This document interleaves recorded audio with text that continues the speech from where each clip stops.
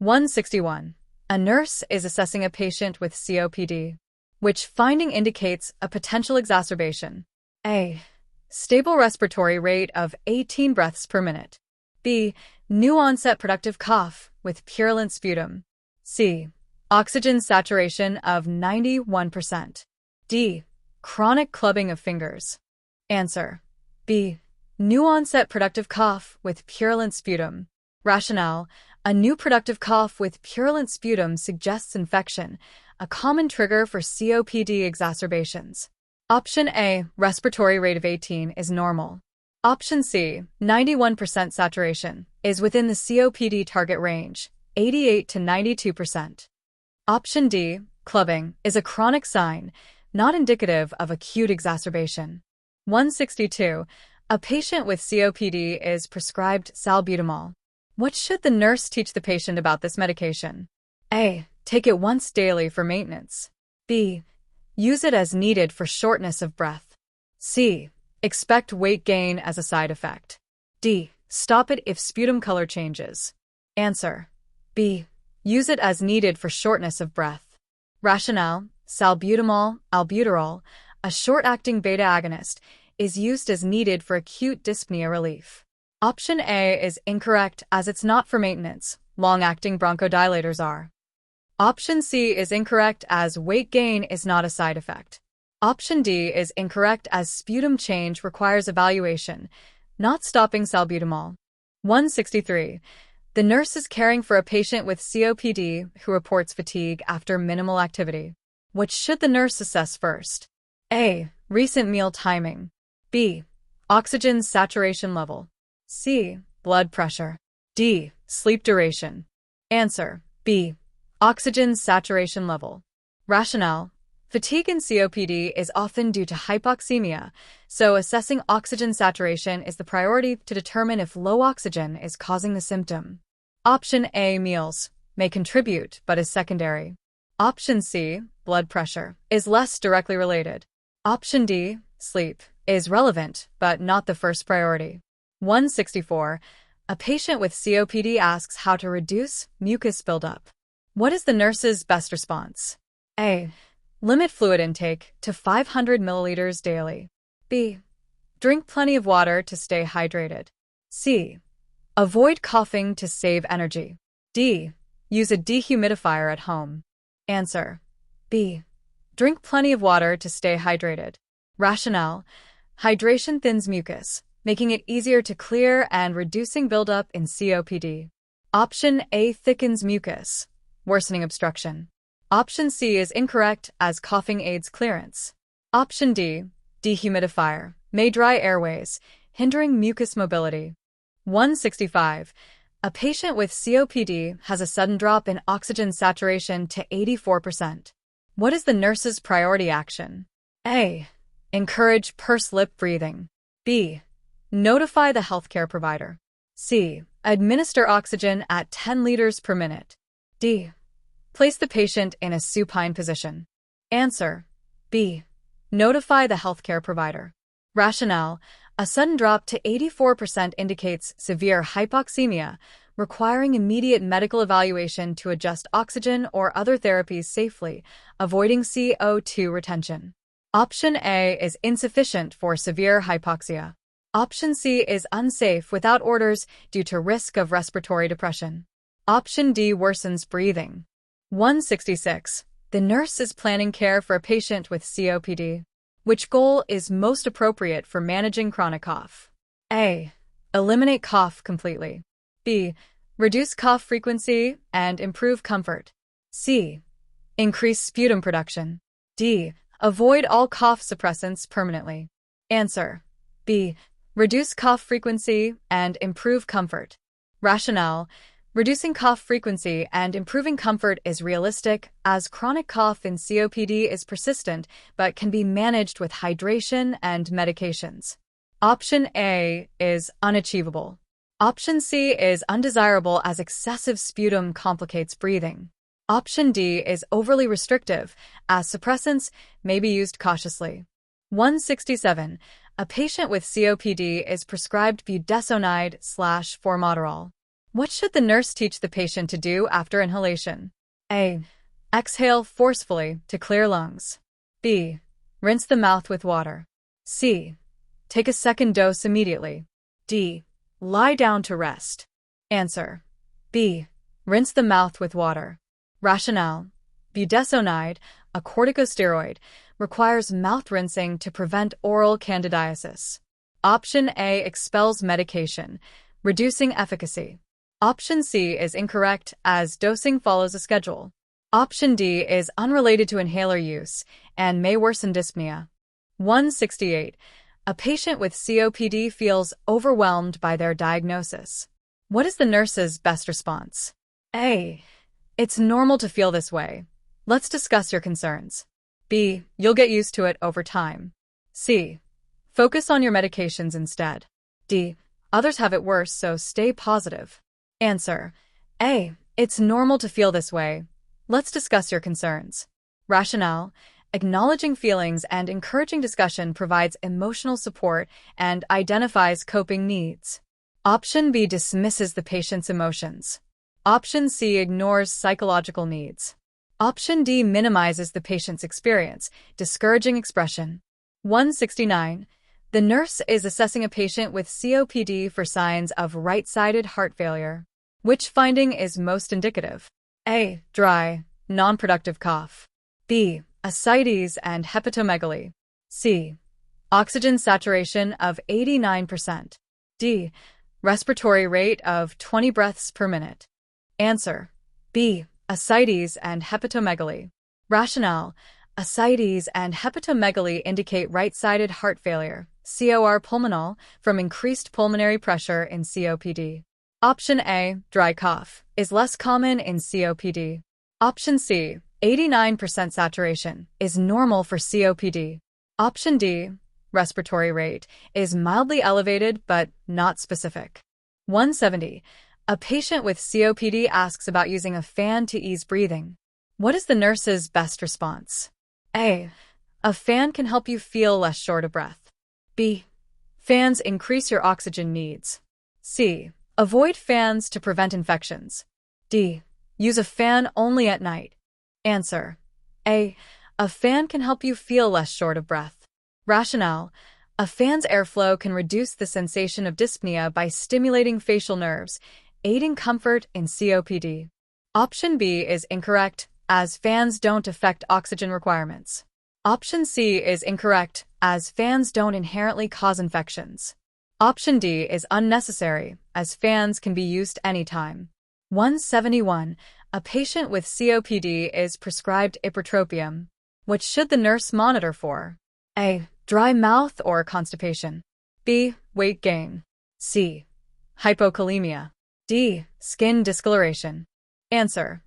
A. Dry mouth or constipation. Rationale. Ipratropium, an anticholinergic, can cause dry mouth or constipation due to its drying effects.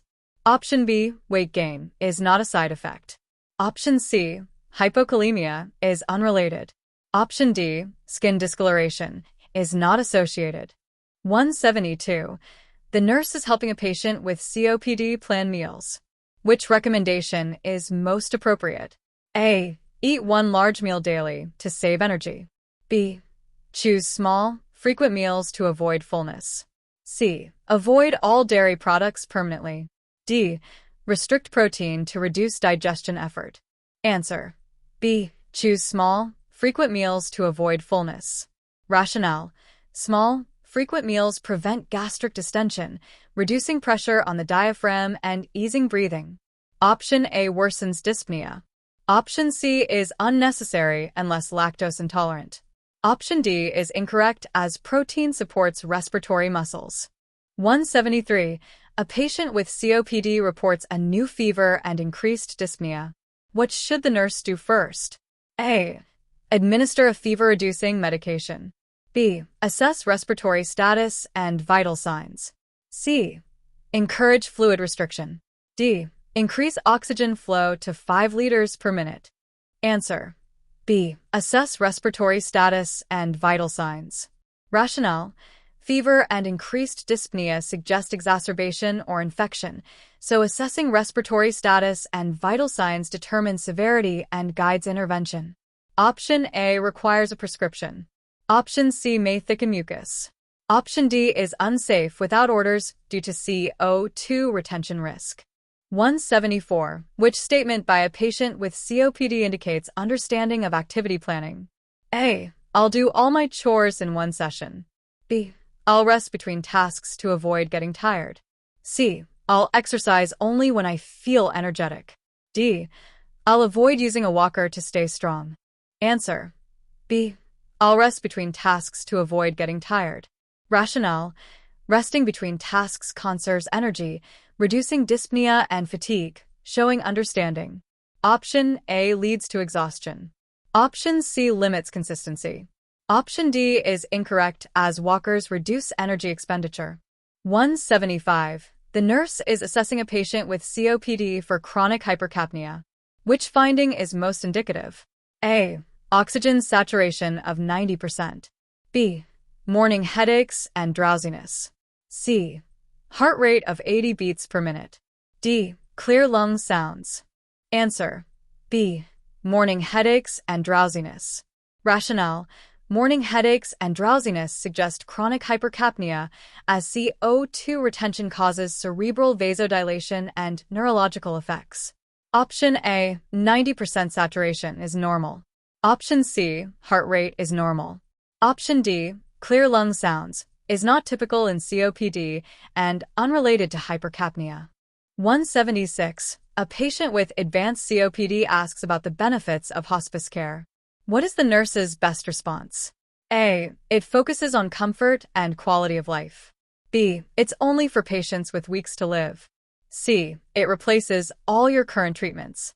D. It's not suitable for COPD patients. Answer. A.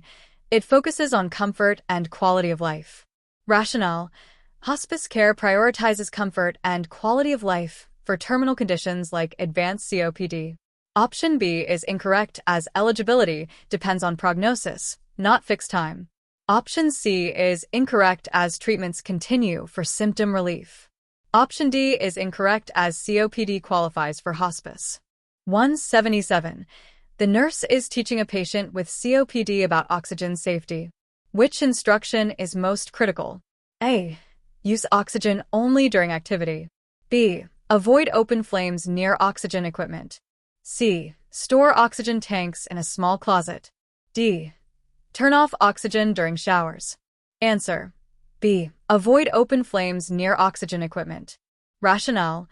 Oxygen is highly flammable and open flames pose a severe fire risk, making this the most critical instruction. Option A is incorrect as oxygen use follows a prescription. Option C is unsafe due to poor ventilation. Option D risks hypoxemia unless prescribed. 178. A patient with COPD is prescribed a mucolytic agent. What should the nurse teach the patient to expect? A. Immediate bronchodilation. B. Easier mucus clearance. C. Reduced oxygen needs. D. Increased respiratory rate. Answer. B. Easier mucus clearance. Rationale. Mucolytics, e.g., acetylcysteine, thin mucus, facilitating clearance in COPD. Option A is incorrect as mucolytics don't dilate airways. Option C is not a direct effect. Option D is undesirable and unrelated to mucolytics. 179. Which intervention is most effective for a patient with COPD experiencing dyspnea during meals? A. Eat large portions to finish quickly. B. Take small bites and rest between. C. Lie down immediately after eating. D. Avoid drinking fluids with meals. Answer. B. Take small bites and rest between. Rationale. Small bites with rest periods reduce energy expenditure and gastric distension, easing dyspnea during meals.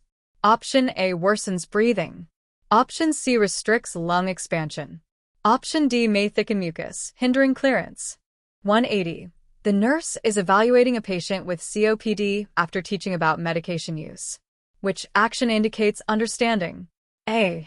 Using a bronchodilator before a corticosteroid inhaler. B. skipping doses when feeling well. C. Storing inhalers in a humid bathroom. D.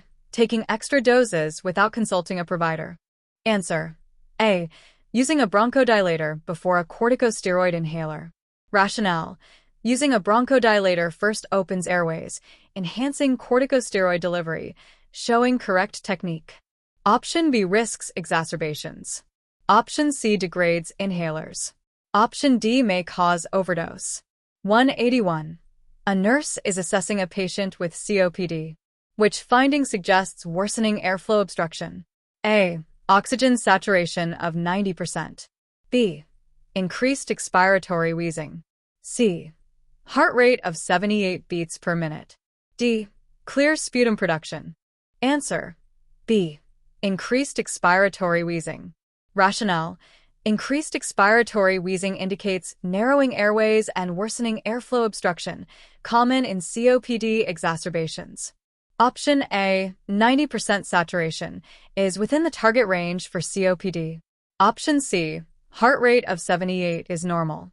Option D, clear sputum, is typical and not indicative of obstruction. 182. A patient with COPD is prescribed tiotropium. What should the nurse teach the patient about its administration? A. Use it every 4 hours for acute symptoms.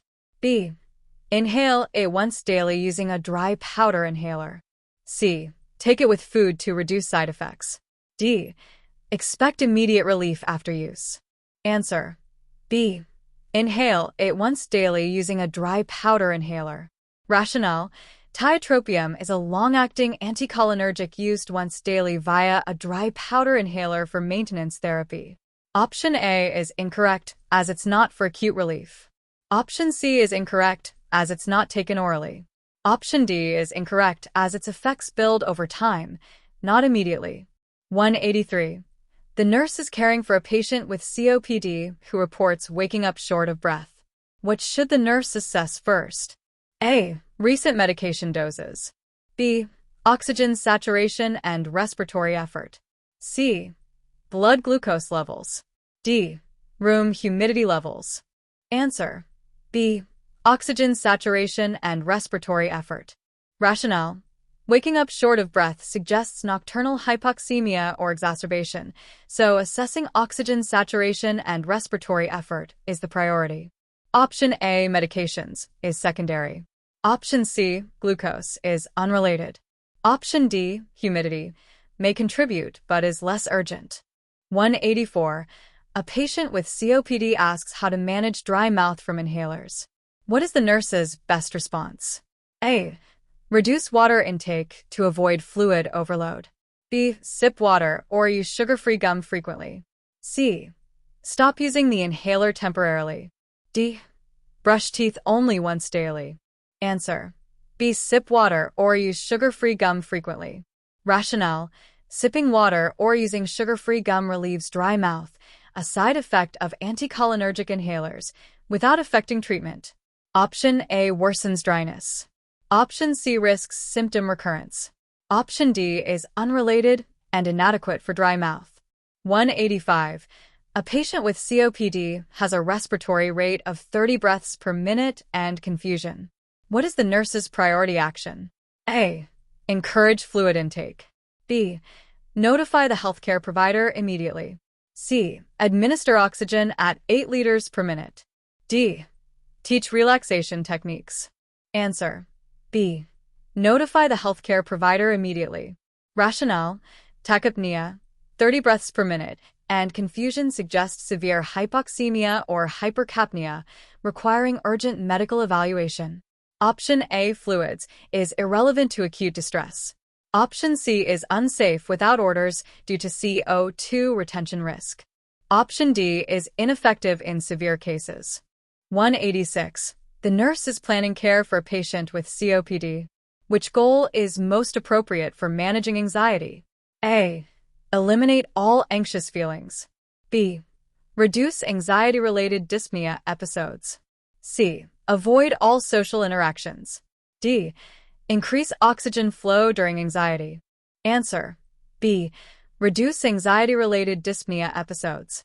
Rationale: Reducing anxiety-related dyspnea is realistic, as anxiety exacerbates breathing difficulty in COPD, and techniques like relaxation can help. Option A is unachievable. Option C isolates the patient unnecessarily. Option D requires medical orders and isn't a primary goal. 187. A patient with COPD is prescribed salmeterol/fluticasone. What should the nurse teach the patient to report? A. Improved exercise tolerance. B. White patches in the mouth. C. Increased appetite. D. Better sleep quality. Answer. B. White patches in the mouth. Rationale.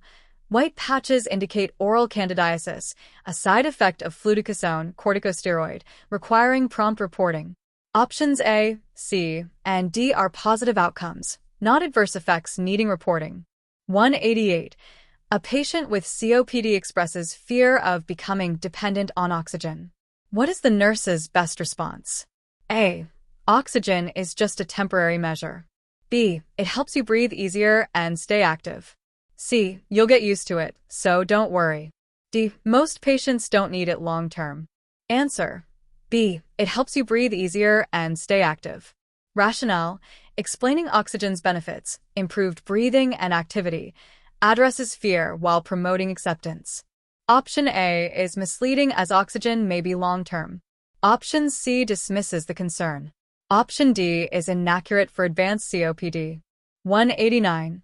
The nurse is assessing a patient with COPD for signs of dehydration.